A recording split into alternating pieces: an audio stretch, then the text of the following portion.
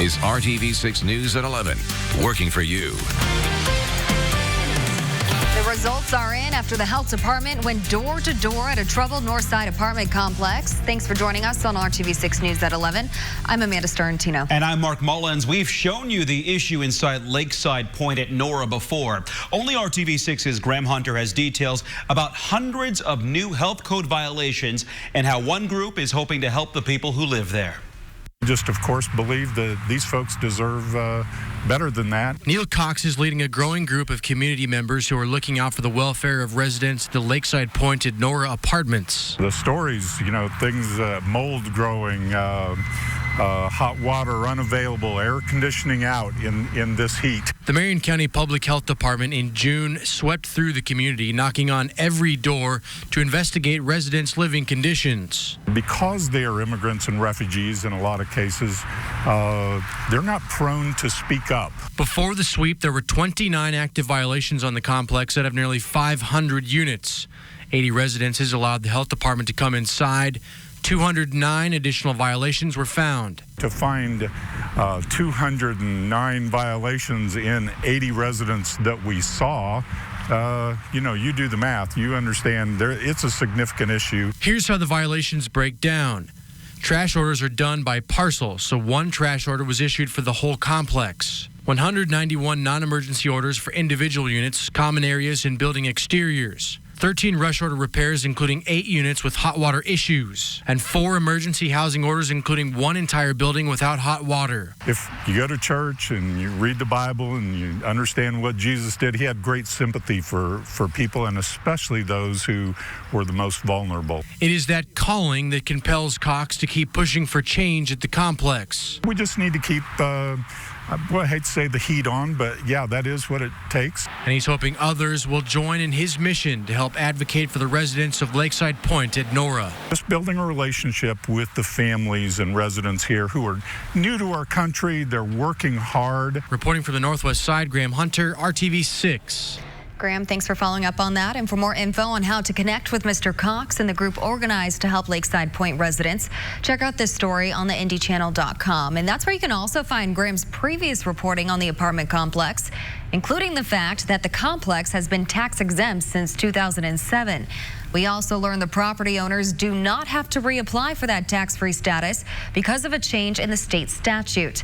That status can only be revoked by the state legislature or the Property Tax Assessment Board of Appeals. We're working to get help for a woman who's struggling to get through this heat wave without air conditioning. She tells RTV6's Cameron Riddle it's not just a matter of being uncomfortable, it's a serious health issue for her son who has asthma. He's wheezing at night, he's coughing really bad at night, he has to get breathing treatments a lot. The woman who asked us not to share her identity called RTV6 after repeatedly asking her apartment management to fix the air. She lives in the Greenway complex on the east side of Indianapolis. Every time we call, we get no response. We've even called blocks a couple times, and they'll answer that call, but they won't answer a regular number, and they just refuse to fix it. Called the health department. I've made multiple complaints. I haven't even gotten a phone call back. When I reached out to you, you contacted me immediately. Other people who live in the complex tell RTV6 a lack of air conditioning is a problem in several units. We went to the leasing office to get more details, but we're told the property manager was not in and that we would get a call. We're still waiting to hear back. RTV6 will continue to ask questions until we get answers. If you have a problem and feel like you have nowhere else to turn, you can contact us at workingforyou@rtv6.com. The heat and humidity continues to be the headline tonight. Now, Storm Team 6 meteorologist Kyle Mounts is here helping you prepare for another hot day on tap. Kyle. Yeah, Amanda, we are going to continue with this pattern here for the next couple of days, and adding to kind of that misery, certainly in the heating of the afternoon, is the humidity level. That dew point is in the lower 70s right now. That puts us in that stifling category, and that's also producing a heat index even after 11 o'clock at night. It feels like 84 in downtown, and Lafayette feels like 85 in Columbus. Your actual temperature is 81. It's 80 in the Circle City right now.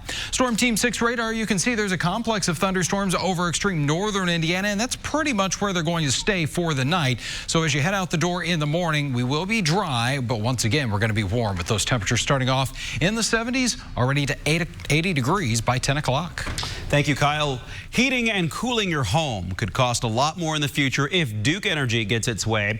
The utility company, which is the largest in Indiana, is proposing a 19% rate hike.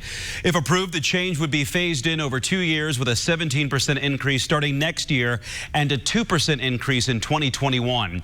The request will go before the Indiana Utility Regulatory Commission. The commission will hold public meetings before making a decision. A family is having trouble finding peace 10 months after their mother's death because of the condition of her gravesite. Discovering what we discovered, I mean, it was pretty bad. I would want no family have to go through what we had to go through on this situation. Larry Thompson went to New Crown Cemetery on the south side of Indianapolis over the weekend to visit his mother's grave. What he saw left him devastated. The gravestone was located in the wrong place. Nothing was engraved on it, and a piece of plywood covered an empty hole where her casket was exposed. The stone still hasn't been moved. There was a hole in the ground, water sitting inside the casket area. We noticed the plywood laying next to the ground, and I raised it up to see what was going on, and we discovered that. And my son, he was pretty cheered up about it. The company released a statement to RTV6 about the situation, saying the family marker has been placed at the gravesite as of today. We asked why it took 10 months to install the gravestone properly. We have not yet heard back. If you plan on traveling tomorrow ahead of the holiday, you'll have lots of company. Wednesday is expected to be the busiest day on the road this week. We're giving you a live look at the interstates right now from our NDOT traffic cameras there. State Police will have more patrols on duty starting tomorrow looking for traffic violations, specifically impaired drivers. Drivers under the influence of drugs is a growing and dangerous trend on Indiana roads, according to a new report. It's a problem Call 6 Investigates Kara Kenny exposed back in May. The Criminal Justice Institute and the IU Public Policy Institute analyzed crash statistics from 2018. They found of the drivers killed in deadly crashes, 45% tested positive for drugs compared to 38% who were alcohol impaired. Will Wingfield with Indiana Criminal Justice Institute says people are getting the message about drinking and driving, but not about using drugs and getting behind the wheel. It can be any type of drug, even over-the-counter medications, and it could be combined with alcohol or another drug. So really, if you're taking something new, you need to either see how your body reacts to it or talk to your doctor before you get behind the wheel. That's the most important part. The Institute is helping to address the problem by securing funding for more drug recognition experts who are trained in detecting when a driver is on drugs. They're also helping to reduce the backlog at the state's toxicology lab so they can process more impaired driving cases. Here are some signs a driver is under the influence: weaving, swerving, or drifting, braking erratically, driving after dark with no headlights, and turning abruptly and stopping for no reason. 34 pounds of marijuana is off the streets after a traffic stop on I-70. State troopers found the drugs after stopping a car that was tailgating another car in Henry County near the 132-mile marker. Officers say the drugs were in 34 individual packages. The approximate street value is an estimated $70,000. The driver is charged with dealing marijuana. She says that she's amazing. An Indiana girl is making an unexpected recovery after contracting a flesh-eating bacteria. The latest on her progress and the message her mother wants you to hear. Federal money could lead to more Hoosiers getting hired in the tech industry. How a new $12 million grant will be used. And start preparing your pitch now. Shark Tank is coming to Indianapolis. Producers will hold an open call on July 16th at Indianapolis Motor Speedway. For more information on this, go to theindychannel.com. You're watching RTV6 News at 11. Where more means more. This is RTV6 News at 11, working for you. Welcome back. An incredible sight from IU Health. An Indiana girl is able to walk again after almost losing her leg and her life to a flesh-eating bacteria. We told you about Kylie Parker last week. She contracted the virus while on vacation with her family in Florida after going into the ocean with an open wound. Michelle Brown says her daughter's recovery is way ahead of schedule. We weren't expecting her to be able to walk for a few more months, and we haven't even started therapy yet, and she's already, been working on it at home, and she's made huge progress at home. Doctors say the infection is completely under control. The family is now on a mission to raise awareness about flesh-eating bacteria. It can be, life or death in a very short time frame. We're just trying to help raise awareness so that hopefully we can help prevent other families from going through what we've had to go through over a simple nick on the toe. The bacteria is called necrotizing fasciitis. Michelle encourages people to educate themselves about the disease. New tonight, the story of a generous tip left at a Florida restaurant takes a scandalous turn. Police arrested the customer who gave a $5,000 tip to a server who was grieving the death of her dog. Deputies say Serena Wolf left the money using a credit card in her boyfriend's name. The boyfriend told investigators the couple was arguing at the time because he would not buy her a plane ticket to New York. It's unclear if the server will get to keep that tip. Now to a bombshell verdict in the war crimes trial of a former Navy SEAL accused of murdering a captured ISIS fighter. ABC's Alex Stone has the latest on this case. Edward Gallagher is a free man after a military jury found the decorated Navy SEAL not guilty of premeditated murder. I'm happy and I'm thankful. Thank God. My legal team is away. The 19-year combat veteran was accused of war crimes during a 2017 tour in Iraq, including murdering this teenage ISIS prisoner seen wounded in this Iraqi TV video. Fellow SEAL Corey Scott granted immunity, testifying at the trial that he saw Gallagher, a medic, stab that teen. But in a shocking twist, Scott testified that he, not Gallagher, killed the fighter by plugging his airway to prevent him from being tortured by Iraqi forces, saying, quote, "I knew he was going to die anyway." Gallagher's defense team argued over the course of the 2-week trial the case was built on false accusations from disgruntled sailors. There's too many bad actors to recount. We just want to celebrate today and the victory that we have in my husband being a free man. What? Gallagher was found guilty of taking a picture with the body of that teenage ISIS combatant. His attorneys say he's already served enough time to make up for that charge. Alex Stone, ABC News, Los Angeles. Now to the latest on the immigration battle. Tonight, a federal judge blocked a Trump administration policy that would keep thousands of asylum seekers locked up while they pursue their cases. The judge ruled that people who are detained after entering the country to seek protection are entitled to bond hearings. In April, U.S. Attorney General William Barr announced the government would no longer offer those hearings and instead keep people in custody.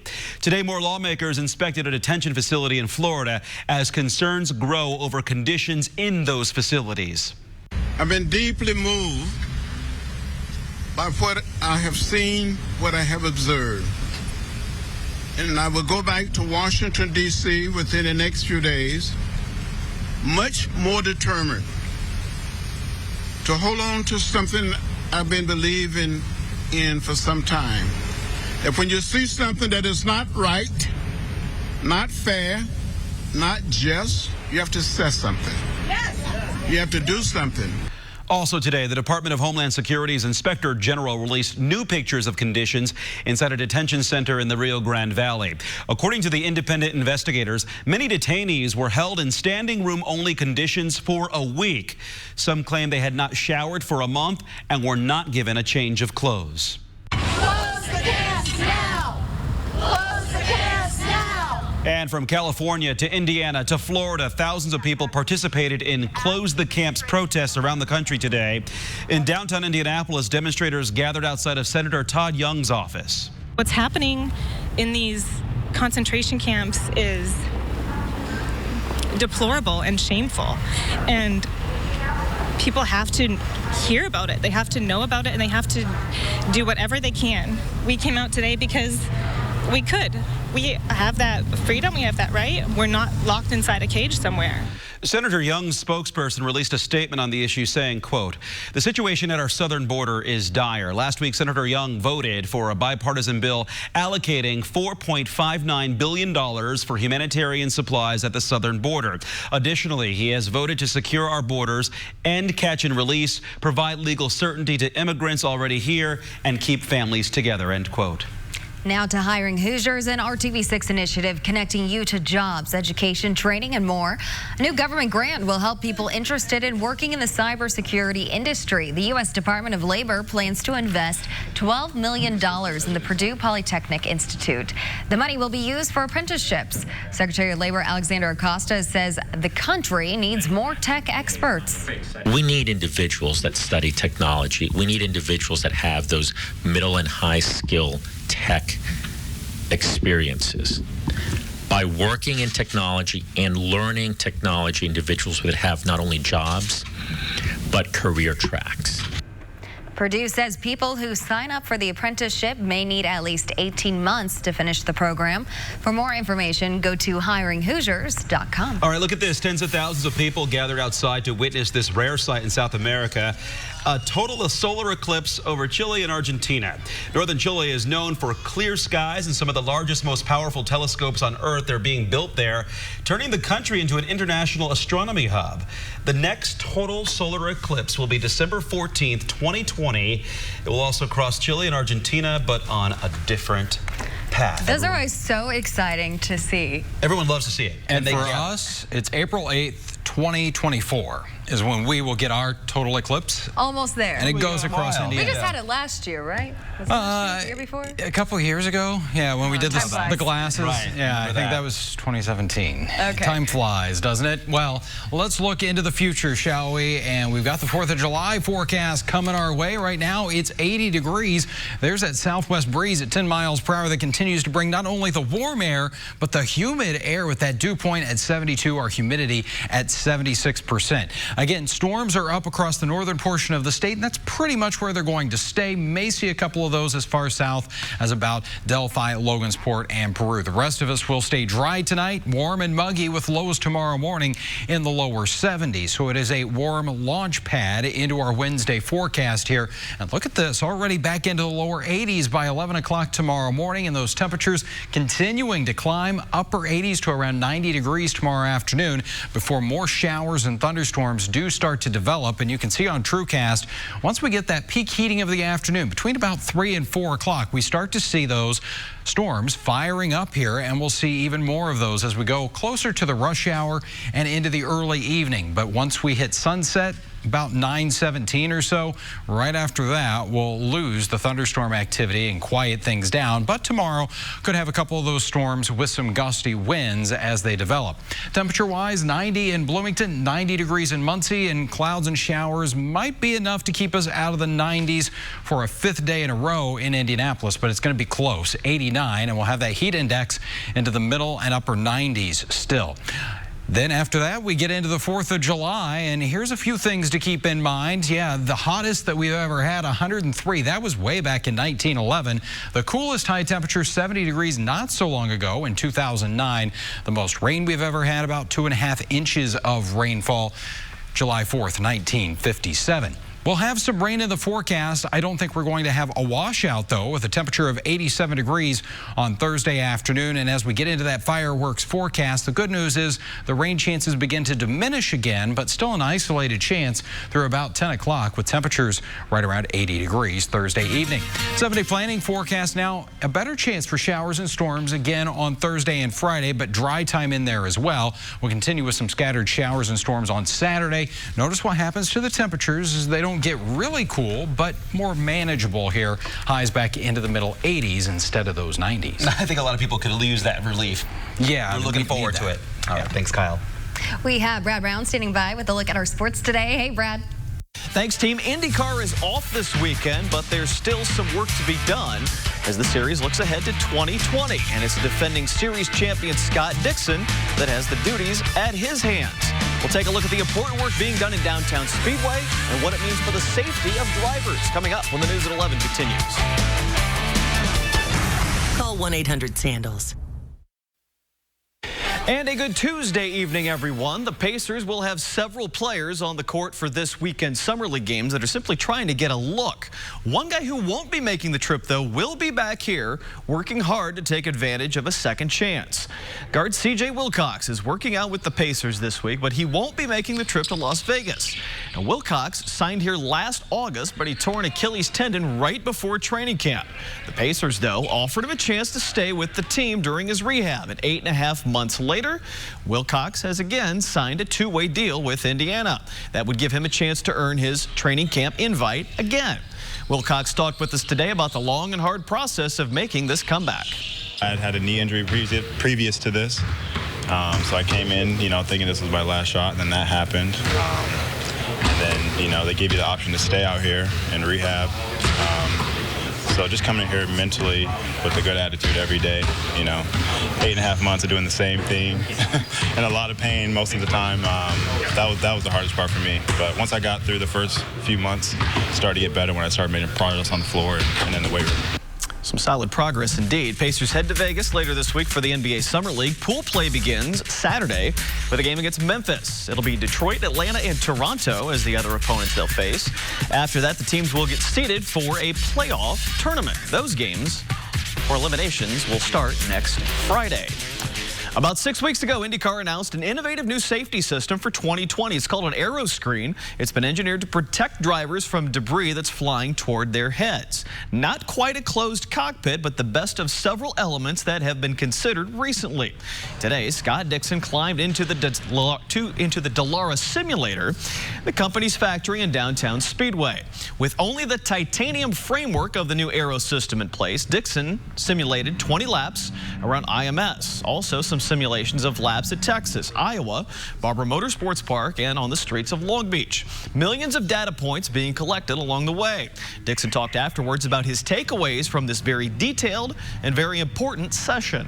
Every step of the process has been, done very well. It's not kind of throwing things and seeing what sticks. I think most of it has been proven previously, and getting to this portion, even on the simulator, I think covers a lot of the bases that we'll see to when we get to the real world. Maybe in 30 or 60 days with the first generation. So you got to go through these steps just to make sure there's not something silly that we may have forgotten or can change in the design process. Eventually, a clear ballistic-grade polycarbonate screen will surround that titanium frame. IndyCar is hoping to test the full system this September on the IMS Oval. The USA women's soccer team is going to another FIFA World Cup final, but it was not without a fair amount of drama in today's match against England. Once again, the American women were able to score first. Kristen Press finding the back of the net for the opening goal. U.S. was up 1-0 after just 9 minutes. England tied it up, but the Americans got another before halftime. This time, Alex Morgan, another great header, made it 2-1. The biggest play of the match, though, came perhaps in the 83rd minute. England was awarded a penalty, but American goalie Alyssa Nair saves it. Time would run out from there. England also had another goal overturned by video review. So 2-1, the U.S. back to the final. They'll face either Sweden or the Netherlands for the championship on Sunday. Local fans got together to watch the match at Bankers Life Fieldhouse. The Indy 11 and Indiana Fever co-hosting the event. A lot of fun there. More than 1,000 people turned out. Indy 11 folks tell us they are planning some watch parties for the final on Sunday. More than one location they've got in mind, looking at downtown, Carmel, perhaps some more. I'll have details on that coming out in the next couple of days. One more break, then we will be back to finish up tonight's News at 11 next. Only at Zaxby's. Close to 90 again tomorrow afternoon. We got that chance for a few more showers and storms, and that rain chance does creep up here a little bit for Thursday and Friday, but there's going to be some dry time in there too. May just need to adjust our plans a little bit. All right, one more day of the heat. All eyes on the forecast for the 4th, though. It's looking better.